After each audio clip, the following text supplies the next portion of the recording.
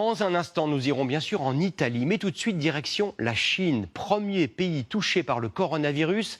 Cette journée du 10 mars a sans doute marqué un tournant. Si l'on en croit les autorités chinoises, l'épidémie a reculé au point d'être presque terminée, ce qui serait évidemment très encourageant. François-Xavier Ménage. Des remerciements avant de quitter cet hôpital, en plein cœur de Wuhan. Une dernière salutation, quelques formulaires à remplir. Les bagages sont déjà prêts. La plupart des lits désormais vides. Les patients, visiblement guéris du coronavirus, peuvent rentrer chez eux. Le ministère de la Santé évoque pour la Chine seulement 19 nouvelles contaminations en 24 heures. Presque au même moment, visite surprise du président Xi Jinping à Wuhan. Le dirigeant rencontre immédiatement le personnel médical. Certes, il porte un masque, parle à une distance d'1 mètre et dialogue par visioconférence avec les médecins en action. Mais dehors, il est applaudi par des habitants, au balcon, toujours en quarantaine.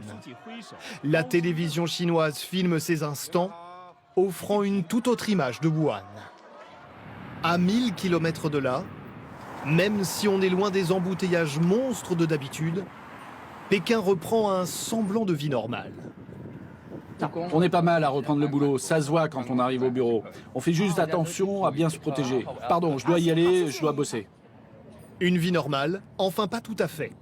À l'entrée de ce centre commercial, peu fréquenté pour le moment, prise de température pour chaque visiteur, entrée et sortie distinctes pour éviter les interactions. Même traitement pour les voitures, désinfectées. Le conducteur lui montre son téléphone, une nouvelle application pour savoir où il s'est rendu ces 2 dernières semaines. Autre règle à respecter désormais, dans ce café, le nombre de clients est limité. Heureusement qu'il y a tous ces contrôles, sinon ça ferait peur et on deviendrait nerveux.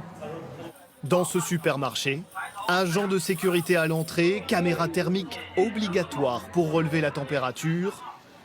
Même ces cuisines sont désormais séparées du public par un film plastique.